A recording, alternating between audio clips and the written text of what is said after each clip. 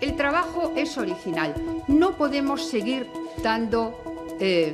calentando este asunto por una razón muy sencilla.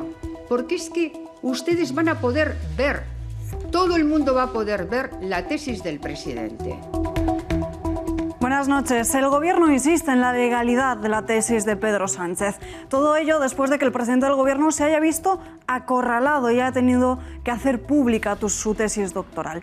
No le ha quedado más remedio. Sánchez ha amenazado con emprender acciones legales contra los medios de comunicación que sostienen que hay plagio en la tesis del presidente, además de habérsela encargado a un tercero. Desde las filas de la oposición también han rebajado el tono. Ni Pablo Casado ni Albert Rivera se han atrevido a ejercer de oposición, es decir, a pedir la dimisión de Pedro Sánchez. Y es que el dardo que lanzó el líder de Ciudadanos se está volviendo en su contra. Su ficha en el Congreso de los Diputados ha sido modificada al eliminar la parte en la que se plasmaba que Rivera tenía un máster.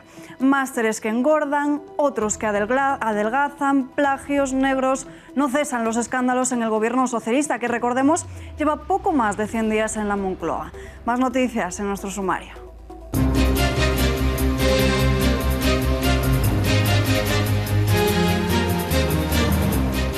El Gobierno español ha decidido retirar el recurso de inconstitucionalidad contra la ley catalana de universalización de la sanidad con cargo a fondos públicos. La norma catalana fue aprobada por el Parlament en julio de 2017 con el voto a favor del PSC, la abstención de Ciudadanos y el voto en contra del Partido Popular.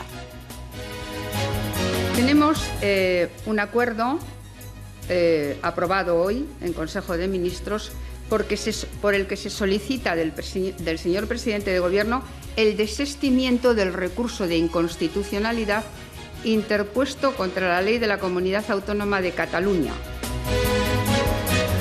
El Ministerio de Interior anuncia el acercamiento de presos etarras a las cárceles de Zaragoza y Logroño. Se trata de dos terroristas que cumplen su pena en la cárcel de Castellón y de Almería. En esta última cárcel se encuentra Kepa Arronategui, condenado por intentar asesinar al rey emérito don Juan Carlos.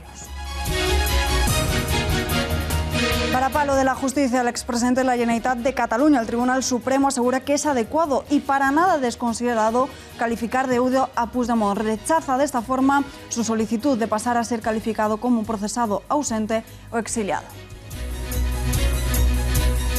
Pablo Casado va a mantener sus trabajos ocultos a menos que lo exija la justicia. La Dirección Nacional del PP confirma que solo lo publicarán previa demanda de un juez, dado que dicen que no hay ninguna obligación de hacerlo público y que el asunto está ahora en manos del ámbito judicial. Después de casi 5 meses dando explicaciones, algunas de las cuales han sido utilizadas en mi contra en un ámbito judicial, yo lo que puedo decir es que ahora mismo a quien me tengo que dirigir, en este caso con alegaciones técnicas, es a la instancia en la que ahora este caso está. En medio de la polémica por currículos dudosos, España es el país europeo que más sobrecualificados tiene en el mercado laboral. 4 de cada 10 universitarios no está ocupando un puesto de trabajo para el que se formó. En el contexto internacional, España ocupa el puesto número 28 de la Unión Europea, que menos porcentaje registra de graduados superiores ocupados en tareas de alta cualificación. Nuevo episodio violento en suelo francés. Pasaba la 1:30 de la madrugada cuando un hombre de unos 36 años arremetió contra una multitud de peatones con su coche. 2 personas han resultado heridas y se descarta que sea un acto terrorista.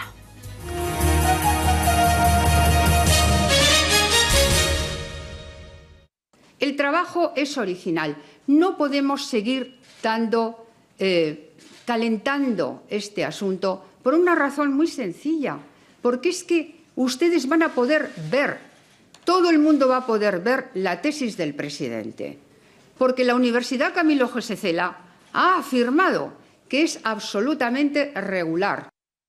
Y es que hoy el Gobierno, antes de publicar la tesis, la ha pasado por detectores antiplagio. ¿No es así, María Matos? Pues sí, Alba, tal cual. Han querido cuidarse las espaldas si por si acaso encontraban algo que fuese a dejar en evidencia, han querido adelantarse a los demás. Para ello, han utilizado 2 herramientas que sirven para localizar los porcentajes de plagio que hay en cada documento. La primera, PlagScan, creada en el 2009 por 2 alemanes, es empleada en 1.500 instituciones universidades académicas en países de toda Europa. ¿Y cómo funciona? Pues tiene propios algoritmos que permiten buscar las coincidencias en una amplia base de datos como por ejemplo Wikipedia, National Geographic, tesis doctorales o también los propios trabajos que los clientes suben a la página. Su base de datos es de alrededor 30.000 publicaciones. Y la segunda herramienta también es americana, se llama Turnitin, y fíjense porque lleva funcionando ya 20 años. Es mucho más potente que la anterior, ya que la utilizan más de 15.000 instituciones. Y lo que hace es comparar los documentos cargados por sus bases de datos, en la que hay más de 500 millones de trabajos y el contenido de otros sitios web en busca de posibles plagios.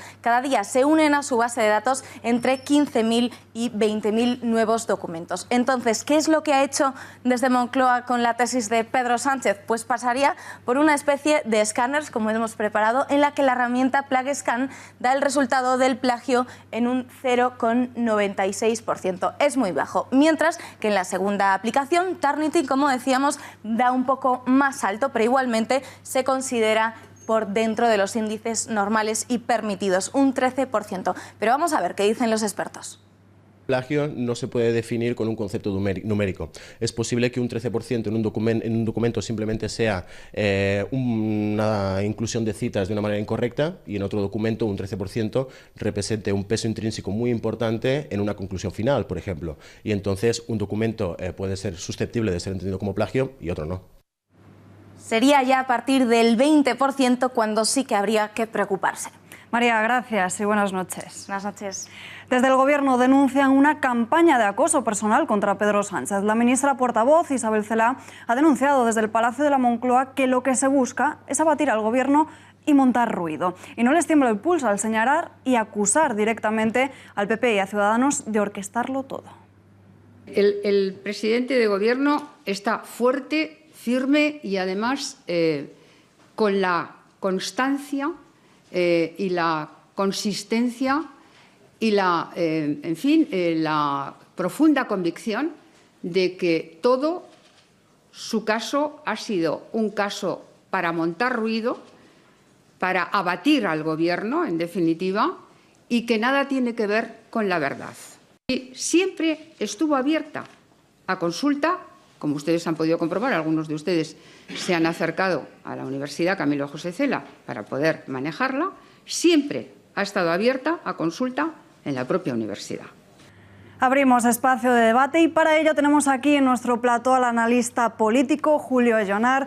Don Julio, muy buenas noches. Muy buenas noches. Y también nos vamos en directo hasta la redacción del diario ABC con el periodista Javier Chicote. Javier, muy buenas noches. ¿Qué tal? Buenas noches. Antes de nada, ¿hay o no hay plagio? Julio, empezamos por ti.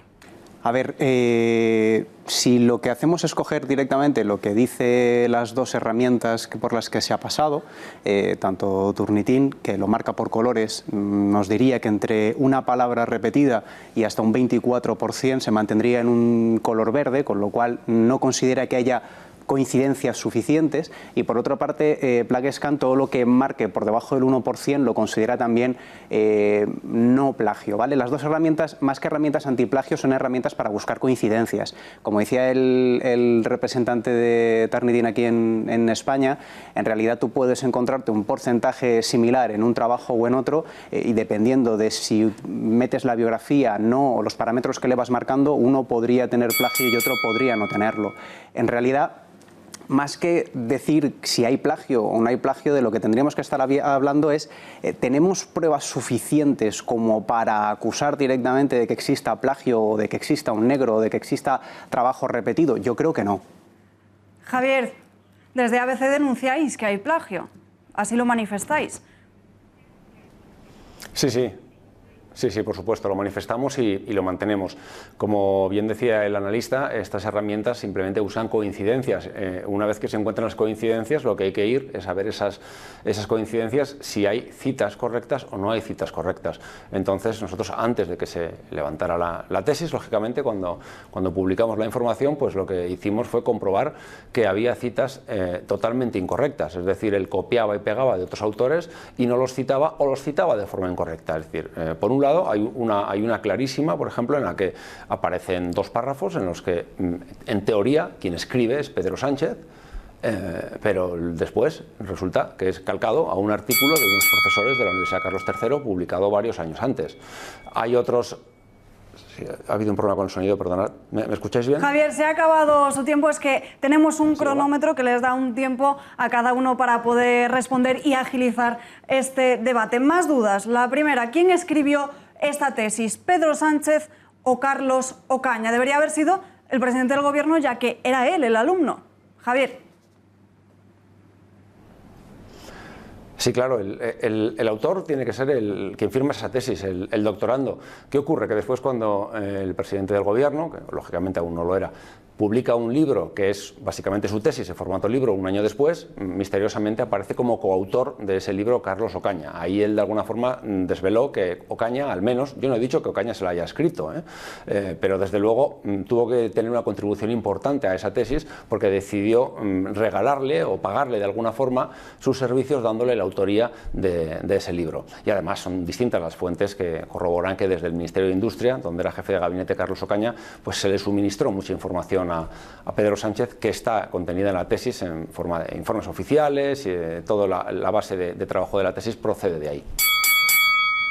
No, tienes 40 segundos. A ver, para poder demostrar que efectivamente hay un negro, tenemos que saber quién es la persona que la ha redactado, más allá de cualquier duda. Vivimos en un Estado de Derecho y, hombre, podemos tener dudas, podemos hacer caso a rumores, pero a la hora de tener que lanzar una acusación de que la tesis no le corresponde, tendríamos que tenerlo bastante claro. En este caso, Carlos Ocaña, de hecho, ya ha hecho declaraciones diciendo que él no ha escrito esa tesis, con lo cual directamente al supuesto negro lo tenemos fuera. Y que un año después se redacte un libro con varios autores basado en esta tesis nos puede mosquear, pero realmente no es una prueba lo suficientemente fuerte como para dudar de la autoría del mismo. Yo creo que no estamos ante un trabajo en negro. Nos hacemos esta pregunta ya que un año después la tesis de Sánchez aparecía convertida en libro, pero el autor no era Sánchez, sino que era Carlos Ocaña. ¿Sería este el pago a Ocaña por haberle escrito la tesis, Javier? Claro, eso apunta, insisto, yo no he dicho ni he publicado que Ocaña sea el negro que la haya escrito. Es decir, esto es la información que apareció en OK Diario. Yo conté esa información de otra forma, diciendo que Ocaña le ayudó y que después apareció firmando el libro. Se habla de varios autores. No, el libro solo tiene a Pedro Sánchez como director y a Carlos Ocaña como autor, junto con Pedro Sánchez, porque luego está el prólogo de Miguel Sebastián y un segundo prólogo, pero si nos vamos al Ministerio de Cultura solo hay 2 autores. Entonces yo no conozco casos de nadie que haga una tesis y después su tesis la publique en formato libro y aparezca firmada por otra persona. Bueno, sí, conozco un caso de una persona bastante importante además que tuvo la gentileza de firmársela a su negro, a una persona a la que contrató y pagó para que le hiciera el trabajo. Y este es un caso, no es el de Pedro Sánchez, pero fue así. Julio, su turno. A ver, yo vuelvo otra vez a lo mismo que decía anteriormente. Es decir, sí, nos puede mosquear, nos puede oler extraño que realmente un año más tarde haya un libro que suele pasar. Es decir, suele haber una tesis y un tiempo más tarde suele haber un libro que se comercializa, sobre todo en la universidad, para profesores que lo venden a sus alumnos, en plan, sigue este libro para poder seguir mi clase. Pero, aunque nos huela extraño, si la persona que colabora después dice que él no ha escrito la tesis, es su palabra contra la nuestra. Y ya digo, no tenemos pruebas de lo contrario, con lo cual, si el supuesto autor dice que no ha participado o que no ha colaborado en la redacción de esa tesis, nos quedamos sin esa teoría. ¿Por qué ha estado entonces bajo llave desde hace 6 años? ¿Tenía algo que esconder el presidente del Gobierno, Julio? Yo creo que por excesivo celo, es decir, por diversos profesores que la han cogido después o diversos expertos que la han cogido después, parece ser que no se trata de un trabajo de una calidad elevada. Entonces, yo me imagino que, y atendiendo a un artículo que salió de La Marea, creo recordar, en 2015, que se llamaba La forja de un candidato, ya vemos que tanto la publicación del libro, como la redacción de la tesis, como la búsqueda del tribunal que la iba a justificar, estaba todo orientado a crear la persona de Pedro Sánchez y el presidente Pedro Sánchez. Entonces creo que como paso previo no estaba excesivamente orgulloso de ello y la tenía oculta. Javier, ¿por qué ha estado bajo llave?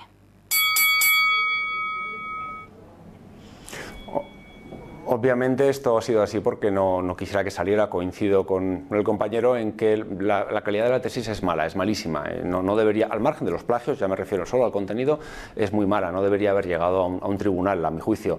Y no solo eso, sino que él sabía que podía haber cometido alguna irregularidad, además de luego las irregularidades del tribunal, cuando se ha podido demostrar que uno de los miembros del tribunal había escrito artículos que fueron insertados en esa tesis y luego él se juzgó a sí mismo, ¿no? Eso es totalmente irregular. Entonces Pedro Sánchez siempre se negó. Hubo muchos periodistas que desde hace los últimos 4 años más o menos la pidieron y siempre se había negado. Cuando una persona estaba en esa posición no le quedaba más remedio que entregarla y no la hizo. Y no la hizo porque tenía algo que ocultar.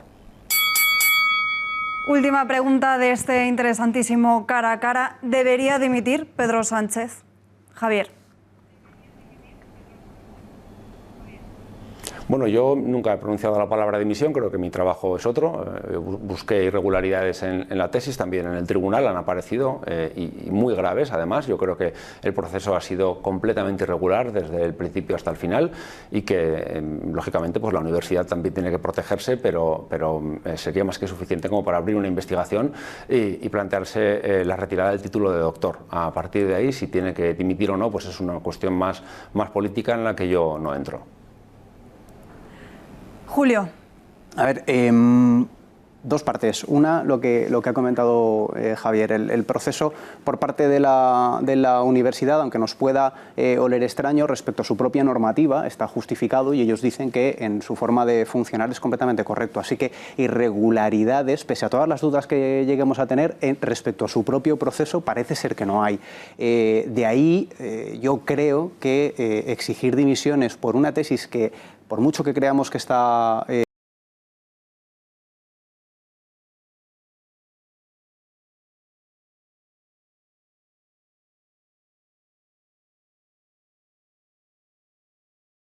lazos políticos que por la tesis que estamos viendo ahora mismo.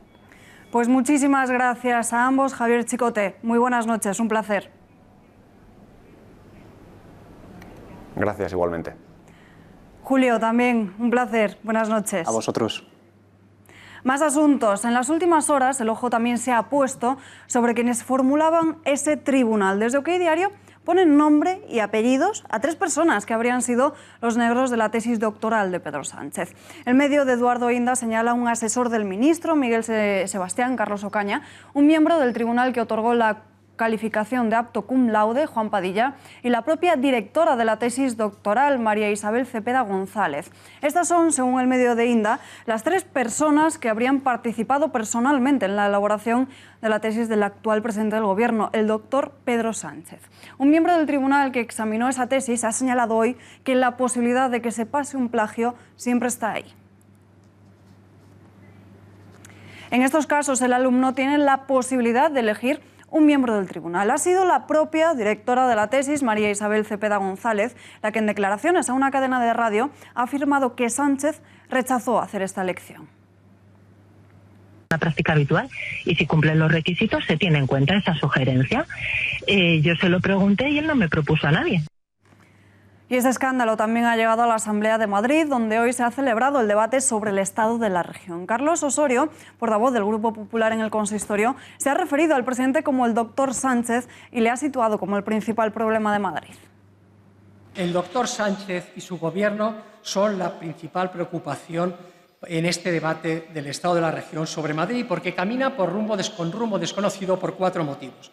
Primero, con 84 diputados, no puede hacer nada por sí mismo y depende de los 22 partidos que apoyaron su investidura.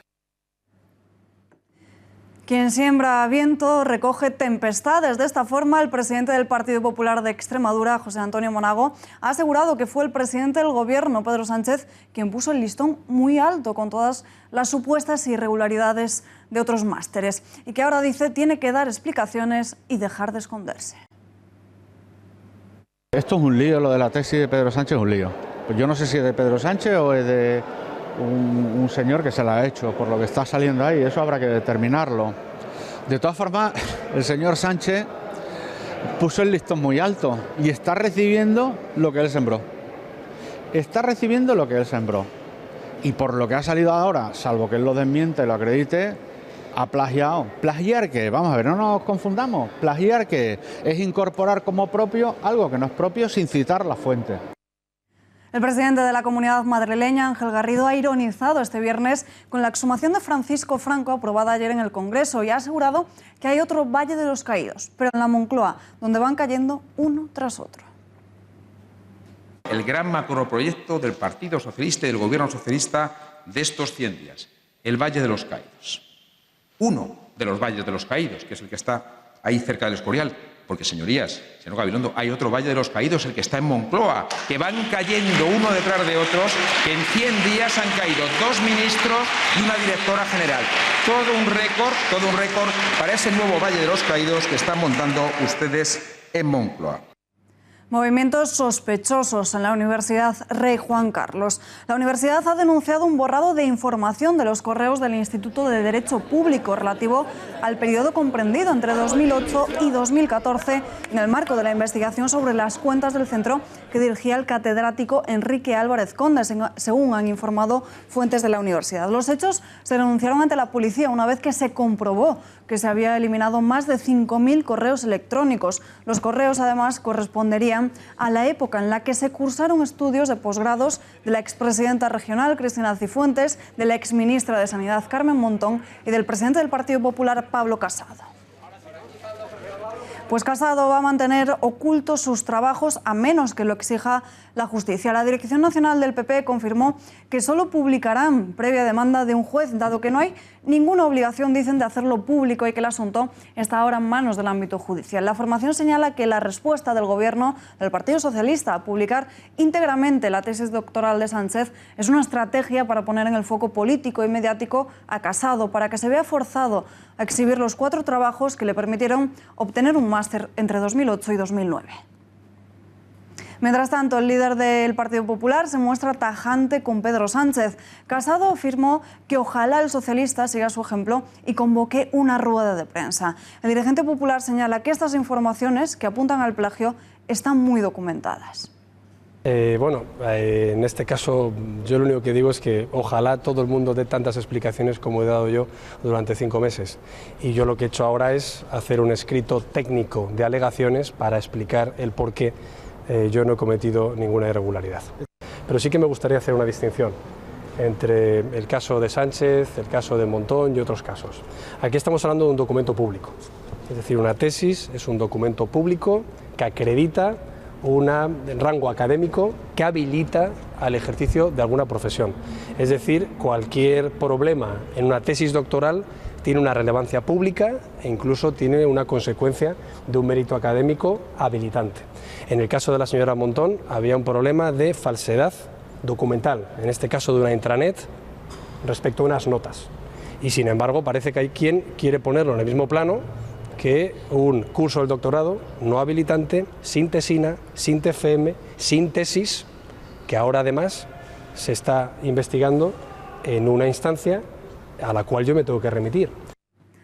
Más allá de los motivos de la dimisión de la ministra de Sanidad, de Carmen Montón, que han sido cuanto menos sorprendentes, llama la atención el contenido de su trabajo fin de máster, un documento que, presten atención, comienza así: para todas las hijas orgullosas que recogen el testigo del feminismo para hacer un mundo más justo y mejor. Así es lo que todos ustedes están pensando. Carmen Montón escogió el tema de la ideología de género, del feminismo, del heteropatriarcado, en todo eso en lo que la izquierda lleva tiempo poniendo empeño para defenderlo con uñas y dientes. Van a ver ustedes que quien expresa esos sentimientos, pensamientos y conclusiones sobre la sociedad y sobre las mujeres ha llegado a ministra del gobierno socialista de Pedro Sánchez. Por ejemplo, presten atención a lo siguiente: el patriarcado como sistema económico, político y social que oprime y subordina a las mujeres, se sustenta y se reproduce mediante instituciones que operan en forma constante, contundente, como pilares estrechamente ligadas entre sí. No cabe duda de que el eje fundamental del trabajo es la culpa de todo la tiene el heteropatriarcado opresor. Pero vamos a ver más ejemplos que nos han llamado la atención, como este de aquí. Van a ver, en una cita Carmen Montón, cree firmemente que la familia es la derrota de las mujeres y que es la mujer quien tiene el papel de obrera y esclava dentro de la familia. También entre las 56 páginas que componen esta tesis encontramos varios guiños al concepto de maternidad. Para Carmen Montón, la maternidad es esclavitud y es servidumbre, dice. Es una trampa patriarcal pensar que ser madre es ilusionante. Además, cree firmemente en que hay que desterrar la idea de que la maternidad es lo natural. Pero seguimos viendo más ejemplos. Atentos a esto, porque la exministra de Sanidad cree que los médicos se preocupan demasiado porque los niños no se mueran en lugar de pensar en el bienestar de la mujer. Tal vez Carmen Montón no se haya planteado todavía que quizás ella no estuviera aquí si su médico hubiera pensado como ella. Sobre la medicina dice también que es machista y patriarcal. Lamenta que las técnicas de reproducción o interrupción de los embarazos recaigan siempre sobre la mujer. Capítulo aparte merece la reflexión que hace la señora Montón sobre el concepto de familia tradicional. Con lo que ustedes están viendo, no hay duda de que lo que reclaman desde la izquierda es que los homosexuales tengan hijos, que las lesbianas tengan hijos y que, en definitiva, la unión de un hombre con una mujer sea considerado como anomalía social. Pero insiste Carmen Montón con todo lo que tiene que ver con el patriarcado, porque asegura a las mujeres tienen hijos con culpa y resignación y que tantos años de patriarcado no son baldíos, dice. Ya para terminar, podríamos dejar pasar por alto esto. Concluye Carmen Montón que las técnicas de reproducción asistida son otra obligación para las mujeres desde la sociedad patriarcal. Tiempo ahora de análisis y para ello saludamos ya a la estudiosa de ideología de género y también miembro de Vox, Alicia Rubio. Señora Rubio, un placer saludarle. Muy buenas noches. Buenas noches, encantada de estar en Intereconomía. El contenido del máster de la señora Montón gira en torno a la idea de que la culpa de todos los males lo tiene el heteropatriarcado opresor. ¿En qué se basan para decir y para poder afirmar algo así? Bueno, pues se basan en un montón de mentiras. Para empezar, el heteropatriarcado no existe como tal, el heteropatriarcado no es opresor, hay legislaciones igualitarias para hombres y mujeres, pero es muy cómodo convencer a mucha gente sin información de que la culpa de lo que pueda irle mal en la vida, la culpa la tiene el heteropatriarcado y arreglado, o sea, en este caso digo a mujeres. No tiene ningún fundamento. Otra de las afirmaciones sostiene que el patriarcado es un sistema económico, político y social que oprime a las mujeres. Pero, ¿qué es exactamente el patriarcado? ¿Una madre, un padre y unos hijos? El patriarcado es esa estructura social que es biológica, que precisamente es la familia tradicional, en la que cada uno tiene sus roles biológicos, que luego, digamos, se han expresado en roles sociales. Porque naturalmente la biología existe y es lo que se pretende con esta ideología de género que no exista. Entonces, el heteropatriarcado es la biología, y una sociedad patriarcal es una sociedad en la que el hombre era el encargado de la defensa precisamente porque biológicamente está preparado y adaptado para ello y tiene, digamos, el mayor peso para la supervivencia en esa defensa de la prole que puede llevar precisamente a que la especie sobreviva. La mujer ha tenido el rol biológico de la maternidad, es decir, el mayor peso recae de la maternidad, es decir, de la procreación recae sobre ella. Y entonces ese organigrama termina naturalmente afectando a los roles, es decir, a los roles sociales cuando una sociedad se organiza. Pero realmente el heteropatriarcado o el patriarcado no oprime. El heteropatriarcado nunca pensó ni en oprimir ni en no oprimir. O sea, es decir, la biología lo que siempre pensó era en que la especie superviviera, y no hay más. También cree firmemente que la familia es la derrota de las mujeres y que en ese sentido la mujer desempeña el papel de obrera y esclava. ¿Acaso no tendría este rol cuando trabaja en empleos mal remunerados en lugar de estar en casa? A ver, la familia no es el fracaso de la mujer ni es el fracaso de nadie. La familia es una organización social, la célula básica de cualquier sociedad hasta este momento. Y todo esto de que la mujer es la obrera en la familia proviene de Engels, que presentó la lucha de clases aplicada a los sexos, donde la mujer era la oprimida, el varón era el opresor o burgués, y tenía que darse una lucha dialéctica en la que la mujer acabara con su opresor y generara una sociedad nueva.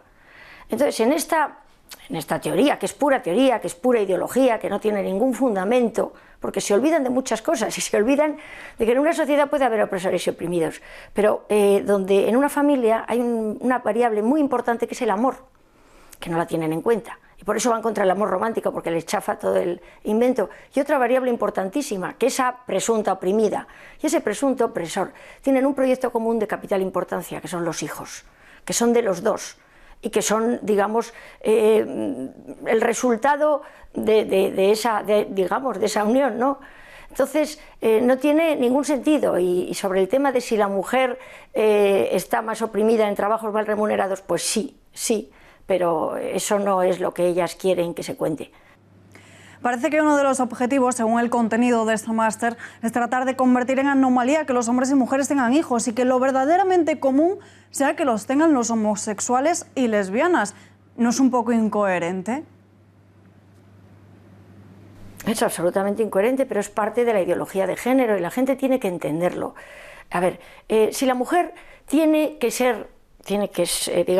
sustituir al hombre y tiene que ser como el hombre, hay un condicionante en la mujer que la hace no poder ser un hombre y es precisamente la maternidad. La maternidad nos hace estar muy atada a los hijos, además por deseo propio, no porque no podamos dejarlos en guarderías o con niñeras. Entonces hay que eliminar eso en las mujeres. Este feminismo radicalizado considera que el amor heterosexual es un amor opresivo, es un amor, digamos, desigual. Por eso a las parejas de personas del mismo sexo les llama amor igualitario, cuando realmente es bastante discutible que el amor sea o no sea igualitario en función de la entrepierna que uno tiene, sino realmente del cariño y amor que se tenga y el respeto del uno por el otro. Pero bueno, estas cosas la ideología de género no las contempla. Y realmente lo que quieren es eso, que la pareja heterosexual desaparezca como tal. Y desde luego todo esto, y que se sepa, proviene de unos movimientos malthusianos en el que lo que se busca es, digamos, la disminución poblacional a toda costa. Entonces, la pareja heterosexual es la pareja que tiene hijos, y en cambio la pareja homosexual es mucho más complicado, y en caso de que los quiera tener tiene que pasar por caja. Caja que quieren que se pague con dinero público. Alicia Rubio, gracias y muy buenas noches. Muy buenas noches. Irregularidades, plagios, currículos que adelgazan de repente. Parece que la polvareda que levantó Albert Rivera contra Pedro Sánchez se vuelve ahora en su contra, y es que las redes sociales han puesto sobre la mesa la extraña evolución de la biografía académica del líder de Ciudadanos. El origen se halla en su currículum personal de la web del Círculo de Economía, un PDF publicado en 2015 donde se asegura que el líder del Partido Naranja es doctor en Derecho Constitucional por la Universidad de Barcelona, un mérito que también aparece en la web del Parlament de Cataluña, atribuyéndolo a la Universidad Autónoma. Desde Ciudadanos ya han querido salir al paso de estas informaciones, aclarando dudas sobre sus estudios. Dicen que Rivera comenzó los estudios de doctorado y que se presentaba como doctorando, es decir, la persona que cursa esos estudios. El motivo, dicen, que aparezca como doctor, dicen desde la formación que se trata de un error. Sin embargo, el doctorado no consta en su perfil de la página web del Congreso de los Diputados, donde Rivera se presenta únicamente como licenciado y máster en Derecho. Eso ahora, porque hasta hace poco, como ven en sus pantallas, aparecía que tenía una licenciatura y un máster. Hoy en día simplemente es licenciado en Derecho. Mañana toda la información sobre el Ejecutivo socialista y sus movimientos, y también el mejor análisis políticos en el especial informativo Un gobierno sin crédito con Xavier Orcajo. Tenemos conexión directo con él. Xavier, muy buenas noches. Buenas noches, ¿qué tal? ¿En qué medida ha afectado al gobierno de Sánchez la segunda dimisión de un ministro en apenas 100 días? Bueno, el gobierno está seriamente comprometido porque han quedado todos pues de falsarios, de tramposos, de copietas o de engaños.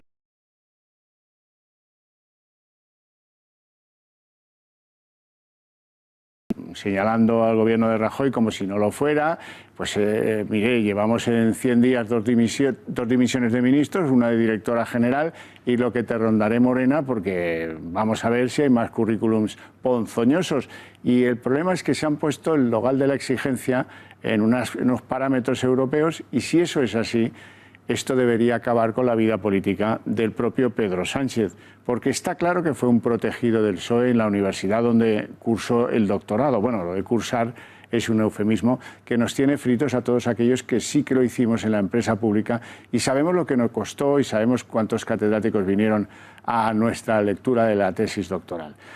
Pero eso no es todo. Esta semana ha habido algunos anuncios absolutamente imposibles, como por ejemplo, recaudar 80.000 millones más de impuestos, la bromita de las bombas que casi nos cuestan disgustos si no fuera por la intervención del monarca emérito, o bueno, lo de Borrell, que se ha quitado la careta y dice que personalmente, como si a alguien le importara un pepino lo que personalmente opine el ministro de Exteriores, se va a la BBC y dice allí que a su gusto estos independentistas que dieron un golpe de Estado pues podrían estar tranquilamente en su casa.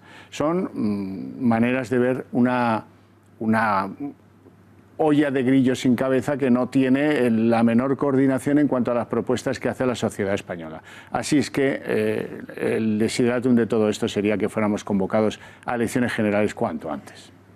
¿Hay motivos suficientes, teniendo en cuenta los precedentes, para que Sánchez abandone el cargo inmediatamente? En mi opinión, sí. Si a la ministra Carmen Montón le cuesta el plagio de sus estudios, le cuesta el cargo, al presidente del gobierno saber que le han llevado en una camita, que ha tenido un negro haciéndole la tesis doctoral, que le han ayudado unos y otros, tanto Padilla como Caña, como los que vendrán y veremos, tanto en su consolidación como doctor, como en su acceso a dar clases en la universidad privada Camilo José Cela, pues debería ser suficiente como para que quedase desacreditado ese hilo nuevo de dignidad y de ser ejemplares que pretendía Pedro Sánchez y que no cumple. Si a eso le añaden lo de su esposa, Begoña Gómez, que otro centro de educación privada la ha seleccionado por gran experta en marketing, dice el PSOE de la calle Ferraz, cuando en realidad lo que tenía era una empresa que explotaba gente del paro con unos contratos de basura absolutamente de esa que su marido contradice y cuestiona en la sede del Parlamento, pero que luego en la vida privada quien se aprovecha de ellos es Begoña. Y ya por último, Xavier, hoy hemos conocido que el Gobierno va a retirar definidamente el recurso contra la Ley de Sanidad Universal catalana. ¿Hasta qué punto está Pedro Sánchez dispuesto a ceder ante el separatismo? Absolutamente, pero si ya lo hemos visto con Borrell y ya lo hemos visto en otras cosas. Este gobierno pues aguanta como aquel chino del circo que sostenía unos platos sobre unos palitos y le toca dar carrete al palito para que sigan girando los platos y continúe Pedro Sánchez en Moncloa. Así es que un día será eso y otro día será otra cosa y concesión, concesión tras concesión. Así es con el PNV, así es con los indepes catalanes, así es con Podemos y así es con todos. Gracias, Xavier. Te vemos mañana en tu especial informativo. Buenas noches. Buenas noches. Además de las continuas rectificaciones y giros radicales del Gobierno, el Ejecutivo de Sánchez se caracteriza también por las continuas cesiones a sus socios parlamentarios. Es la alta hipoteca del socialista por estar en la Moncloa. Editorial con Rafa Núñez Huesca.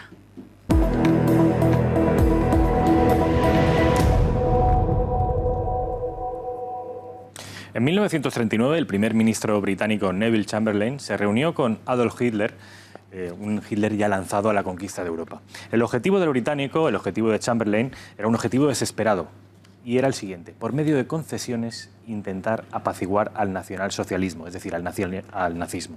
A su vuelta a Londres, Winston Churchill, que por aquel entonces era el líder de la oposición, le espetó una frase a Chamberlain que ha quedado para la historia. Se te ofreció poder elegir entre la deshonra y la guerra, y elegiste la deshonra y también tendrás la guerra. El doctor Sánchez parece no haber aprendido nada y pretende apaciguar al separatismo por medio de concesiones. La última, retirar el recurso a la Ley de Sanidad Universal catalana. Antes promovió el acercamiento de los golpistas a cárceles catalanas, aceptó un referéndum que llamó de autogobierno o propuso incluso recuperar todos los aspectos del estatut que el Constitucional declaró ilegales. Nada ha funcionado y nada funcionará, ni con el separatismo catalán ni con el vasco. Será inútil el acercamiento de presos etarras, como se están produciendo, y tampoco servirá el apaciguamiento para con Podemos. Recuerden que Sánchez ha puesto en manos de Iglesias nada más y nada menos que Radio Televisión Española. También lo dijo Churchill: un apaciguador es alguien que espera que el cocodrilo se coma a otro antes que a él. Alba. Rafa, gracias. Más asuntos. Mucha tensión en el debate sobre el estado de la región. El líder de Ciudadanos Arrancó su discurso acusando al Partido Socialista de gastarse el dinero público en prostitutas y en cocaína, en referencia a lo sucedido en Andalucía, una acusación que ha levantado la indignación y el enfado en la bancada socialista. La presidenta de la Asamblea de Madrid, Paloma Andrados, ha tenido que llamar al orden hasta en 2 ocasiones y el revuelo ha durado 1 minuto. Escuchen. Decía que a la política no se viene a gastarse el dinero de todos en prostitutas y cocaína, tampoco se viene a cobrar sobresueldos. Por favor. Decía que a la política tampoco se viene a cobrar sobresueldos en B, de mordidas procedentes de empresarios y constructores corruptos. A la política no se viene a saquear las empresas públicas como el Canal de Isabel II para llevarse el dinero en bolsas de plástico a Suiza. A la política no se viene, por supuesto, para aprovecharse de las universidades públicas y que te regalen un máster. A eso no se viene a la política. A eso no se viene a la política. Parece que es una obviedad, ¿verdad? Pero tal y como están las cosas en la Comunidad de Madrid y habiendo vivido lo que hemos vivido, creo que merece la pena recordarlo. El comentario que acaban de escuchar de Ignacio Aguado ha sentado como un tiro en la oposición. Pilar Sánchez Acera, portavoz adjunta del Partido Socialista en la Asamblea, ha borrado este tuit que están viendo en sus pantallas en el que ironizaba sobre las palabras del portavoz de Ciudadanos en las que acusaba a los socialistas de gastar dinero público en prostitutas y cocaína. Un mensaje en el que Acera compartía esta imagen de Aguado acompañado del siguiente texto, uno de Ciudadanos hablando de cocaína. Críticas al Partido Popular desde Ciudadanos. La portavoz de la formación del consistorio, Begoña Villacís, ha criticado la falta de ilusión y de propuestas de Ángel Garrido. A renglón seguido lo ha contrapuesto a la actitud de su partido, que está dispuesto, dice, a emprender una nueva etapa para la comunidad. Lo califica de discurso lineal y falto de propuestas de un partido agotado. Bueno, pues ayer yo creo que tuvimos la oportunidad de ver a un Partido Popular agotado, que no reflejaba y no era capaz de comunicar ni de expresar ningún tipo de ilusión por gobernar Madrid, que se ve que su tiempo se está acabando y además ellos son los primeros que al parecer se están dando cuenta, porque el discurso lineal que estuvimos escuchando ayer, el discurso falto de propuestas, el discurso pues falto de emoción, falto de ilusión. Creo que es el fin de una época y está a punto de empezar una nueva y lo vamos a poder ver a través del discurso de mi compañero Ignacio Aguado. En Ignacio sí que vamos a ver la ilusión, las ganas, la energía, las ganas de empezar a cambiar todo esto. A mí lo que me parece es que en estos partidos, tanto el Partido Popular como el Partido Socialista, me falta alguien que tenga las ganas y que tenga la honestidad y que tenga la ilusión y que tenga el proyecto de levantar la mano y decirle a su partido, aquí estoy yo. La portavoz de Podemos en la Asamblea de Madrid, Lorena Ruiz Huerta, le ha dicho al PP que poner el foco en los manteros y falsear los hechos en esta cuestión es un intento desesperado de pescar votos en el caladero más cavernícola. Durante su discurso, Ruiz Huerta ha deslizado que el presidente de la comunidad no lo descubrió hasta que el presidente del PP, Pablo Casado, pronunció su discurso al que tilda de xenófobo. Decir que los 400 manteros que hay en Madrid son un peligro para la convivencia es sencillamente una vileza, un intento desesperado de pescar votos en el caladero más cavernícola. Claro que si el PP no captura esos votos los pillará Ignacio Aguado, capaz de asegurar que los manteros están haciendo el agosto mientras publica una foto de la Gran Vía en pleno invierno con los madrileños envueltos en bufandas y tiritando de frío. Inconsistente, sin razones y desorientada. Así define el portavoz socialista Ángel Gabilondo la política del gobierno de Garrido. Crítica que confunde estabilidad con el estancamiento y el realismo con la resignación, además de no abordar, asegura, los problemas serios de la región. Su política, inconsistente e insostenible, sin horizontes, que está desorientada, que es pura inercia de lo que se impone y es apática respecto de sus resultados para el bienestar general de la población. Su política se sostiene en un modelo falso, es un espejismo. Su ensoñación consiste en considerar que la vida cotidiana y las posibilidades son singularmente bollantes en nuestra comunidad por su potencial económico. Cambiamos de asunto y abrimos página económica. Miriam Olivas, muy buenas noches. ¿Cuál es el programa económico de la ministra Nadia Calviño? Cuéntanos. Buenas noches, Salva. Pues así es, Nadia Calviño está actualidad por sus propuestas, así que vamos a ir comentándolas. En primer lugar, esta semana ha anunciado subidas de impuestos fiscales mucho más importantes de lo que en principio se habían anunciado. También ha tildado de irresponsable a la oposición y las propuestas de bajar los impuestos, a pesar de que la recaudación está subiendo a tasas del 6%. Ha insistido también en que hay que aumentar el déficit en 5.000 millones y niega que la sanidad universal implique más gasto. Incluso ha dicho que podría suponer un ahorro. Pero ¿qué ha pasado con Nadia Calviño en Bruselas? Pues era directora de presupuestos de la Unión Europea y cuando se produce su nombramiento no ha cesado en el cargo, sino que ha pedido una excedencia. Esto conlleva, además de las críticas de la prensa especializada de la Unión Europea, también un problema para España, que se juega cada año 125.000 millones y con su decisión de no dejar su puesto no podrá sentarse en esas mesas de negociación. También se cuestionan, por ejemplo, que se esté anunciando una subida de impuestos, pero sin embargo la ministra aún no ha publicado su declaración de bienes, por lo que no sabemos cuál era la fiscalidad de Nadia Calviño como directora de presupuestos de la Unión Europea.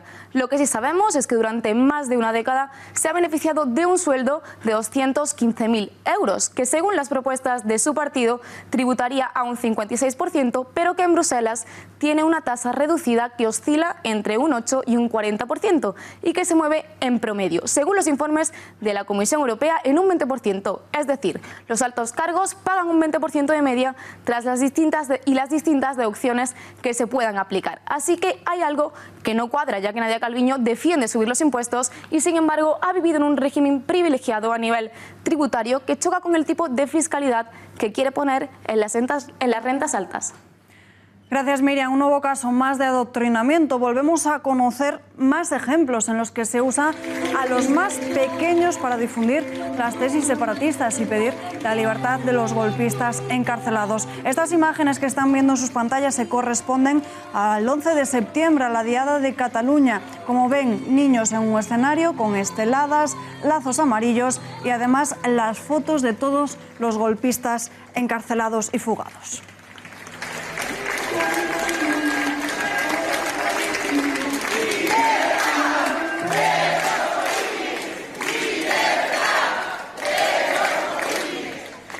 La celebración de la Diada en Ginebra, celebrada este último miércoles en la Sociedad de Lectura en Suiza, ha contado con un invitado de lo menos esperado. Álvaro de Marichalar, hermano de Jaime de Marichalar, ha protagonizado uno de los momentos de tensión en el acto cuando, tras entrar en la recepción, comenzó a gritar «Viva el Rey» y «Viva España», mientras brindaba en solitario con una copa de cava. La presencia de Marichalar desató las protestas de numerosos asistentes que empezaron a gritar «Fuera los Borbones» e «Independencia». Los organizadores del evento incluso decidieron echarle. En el acto participaron el delegado del Gobierno en Suiza. Entre los asistentes figuraba también la secretaria general de Esquerra, Marta Rovira. Y abrimos ya nuestra habitual sección de la lupa de Rafa Núñez Huesca. Rafa, muy buenas noches de nuevo. Muy buenas noches, Alba. Parece que este mismo mes de septiembre se va a celebrar un evento relacionado con un asunto muy de actualidad, la leyenda negra. Efectivamente, bueno, pues es el próximo 29 de septiembre en San Lorenzo del Escorial el primer evento, la primera jornada dedicada íntegramente a la leyenda negra, un acto, por lo tanto, absolutamente inédito en nuestro país. Están viendo ustedes, o van a ver a continuación, el flyer o el folleto de presentación con todos los datos para que ustedes, si tienen a bien, el sábado día 29 de septiembre puedan acudir además a un lugar tan emblemático como es San Lorenzo de Escorial, a pocos metros de donde está enterrado Felipe II. Ya saben ustedes que Felipe II es para muchos el origen o la causa de la leyenda negra. Para los protestantes y para muchos americanos durante mucho tiempo fue el origen de la leyenda negra. Hay que recordar que es un acto, una jornada a la que van a acudir importantes y numerosos expertos, analistas en leyenda negra, tales como, por ejemplo, Iván Vélez, que ha escrito un libro muy interesante sobre el asunto que se llama precisamente Sobre la leyenda negra, o incluso Pedro Insúa Rodríguez, que ha escrito recientemente un libro también relacionado sobre la leyenda negra, que es 1492, España contra sus fantasmas. Jorge Bustos, el propio organizador o el propio coordinador, por mejor decir, Javier Santamarta del Pozo. Javier es, como digo, el coordinador y además el autor, es escritor y autor autor de un libro también de reciente publicación, cuyo título es Siempre tuvimos héroes, en el que se reivindica el legado humanista de los españoles a lo largo de la historia. En definitiva, Alba, una jornada que pretende combatir el relato negro legendario. Pero Rafa, ¿qué es la leyenda negra? Bueno, pues la leyenda negra, según el autor principal en el clásico La leyenda negra, que es Julián Juderías, un clásico del año 1906, la leyenda negra vendría a ser un relato historiográfico, un relato intelectual, según el cual España sería un país que no habría sido capaz de haber conseguido una historia equiparable al resto de naciones europeas, que no habría tenido ilustración, que no habría tenido revolución industrial y que estaría de alguna manera incapacitado para el libre ejercicio de la democracia.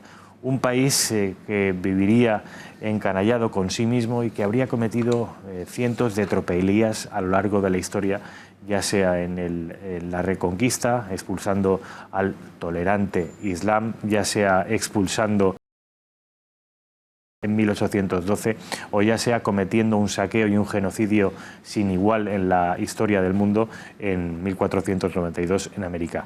Un país que, como digo, principalmente como consecuencia de la preponderancia de la Iglesia Católica, no sería, a juicio de la leyenda negra, equiparable a otras naciones europeas como Inglaterra, Francia o Alemania. Rafa, a partir de ahora te pido brevedad porque nos queda muy poco tiempo. Parece que últimamente todo este asunto está como muy de moda, es tendencia. ¿Por qué? Sí, precisamente a lo largo de la última crisis, que empezó en el año 2008, los medios de comunicación de todo el mundo y en particular los anglosajones fueron muy críticos con la economía española y hicieron extensible esa crítica no solo a la economía sino al resto del país. Muchos intelectuales entendieron que se estaba reviviendo la leyenda negra y algunos autores como Elvira Roca Barea lanzaron un libro que se llama Imperiofobia o Leyenda Negra, o Iván Vélez o incluso García Cárcel, en el que denunciaban ese rebrote de la leyenda negra. Entonces, Alba, yo creo que es precisamente como consecuencia de esa crisis económica que los medios anglosajones volvieron a resucitarla. Pues Rafa, muchísimas gracias. Gracias a ti, Alba. Nos vemos mañana. El laboratorio de biología de la Brigada de Policía Científica de Barcelona ha concluido que no hay restos del ADN de Víctor Laínez en la navaja hallada por un zaragozano en las inmediaciones del bar Tocadiscos, donde se produjo este crimen de odio ocurrido en diciembre de 2017. El procesado por esta brutal muerte, Rodrigo Lanza, y un amigo suyo fueron los que introdujeron en sus declaraciones este detalle de cara a justificar que la agresión fue en defensa propia. El resto de testigos no vieron arma blanca alguna.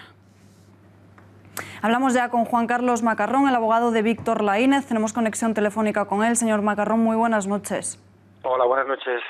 Se ha demostrado que la navaja no tenía nada que ver con Víctor. ¿Acaso era una prueba intoxicada por parte de alguno de los amigos de Rodrigo Lanza? Yo entiendo que era una forma de la defensa de intentar introducir un dato de credibilidad en las manifestaciones, puesto que realmente nadie vio la navaja, aparte de estas dos personas, como ustedes han mencionado, y la realidad es que la navaja no apareció en la escena de los hechos y, en consecuencia, como tal, no fue hallada ni por la policía ni por nadie, ni tenía lo que se llama, ni se practicó lo que se llama la cadena de custodia. En consecuencia, aunque hubiera tenido las huellas de Víctor Laínez, como he comentado en alguna ocasión, procedente pues tal vez del piso que estaba vendiendo, de cualquier sitio, realmente no se podría haber asociado, aunque hubieran existido huellas, al momento de los hechos. La realidad, además, es que, como ustedes bien dicen, las huellas no han existido y, en consecuencia, pues evidentemente esa prueba ha quedado absolutamente en nada.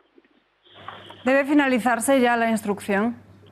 Sí, la verdad es que sí. Bueno, se han intentado por parte de la defensa la práctica de otras pruebas carentes de importancia, como dos mujeres que al parecer habían mantenido en Facebook una conversación en relación con los hechos, que desde luego no son testigos oculares, ni siquiera son testigos de referencia, y alguna otra prueba que la defensa ha planteado, que la juez instructora ha rechazado, pero que han recurrido a la audiencia provincial, que se van a fallar en breve, a lo largo de, presumo, esta semana que viene. En consecuencia, las pruebas para mí están practicadas y en este momento pues hay que dar impulso procesal a lo que son las actuaciones, y entiendo que no hay nada más relevante que practicar, y así lo entiende esta acusación particular. Pues, señor Macarrón, gracias y muy buenas noches. Venga, buenas noches, muy amable, gracias. Un saludo. A pesar de que todavía queden más de 100 días para Navidad, Vigo inicia ya el montaje del alumbrado madrileño. 9 millones de lámparas LED que vestirán 307 calles, 13 fachadas, 7 mercados municipales. Y atención, porque no se quedan ahí. El árbol va a alcanzar 31 metros de altura. El alcalde de Vigo pretende que sean las mejores del mundo, por encima incluso, dice, de Nueva York o de Londres. Vamos a poner 9 millones de lámparas LED. 1.478 motivos de iluminación. Eso que se llama guirnaldas, pues hay 1.478. Va a haber bolas de 12 metros de diámetro. Vamos a iluminar 325 árboles. Los alcaldes de Londres, de Tokio, de Nueva York, la alcaldesa de París y el alcalde de Berlín, que vamos a ser el no va más. Bueno, ya no cito Madrid y Barcelona porque esos se nos quedan allá pequeñitos al lado. Abrimos página internacional. El huracán Florence toca tierra en Carolina del Norte y ya ha dejado más de 400.000 hogares sin luz. El Centro Nacional de Huracanes explica que se encuentra al este con vientos sostenidos de 150 kilómetros por hora. El huracán se ha debilitado este mismo viernes a categoría 1, apenas a 70 kilómetros de la costa estadounidense. Se espera que atraviese las Carolinas, además mucho más debilitado. No hay víctimas mortales por el momento, pero sí muchos destrozos e inundaciones. Luisiana es el estado más afectado. Se nos ha terminado el tiempo, no hay para más, pero volvemos el lunes con muchísima más información. Mientras tanto, quédense con nosotros. Hoy el programa Debería Ser Noticia con Javier Torres y mañana es especial informativos del que hemos hablado con Xavier Orcajo. Que tenga un buen fin de semana. Hasta el lunes.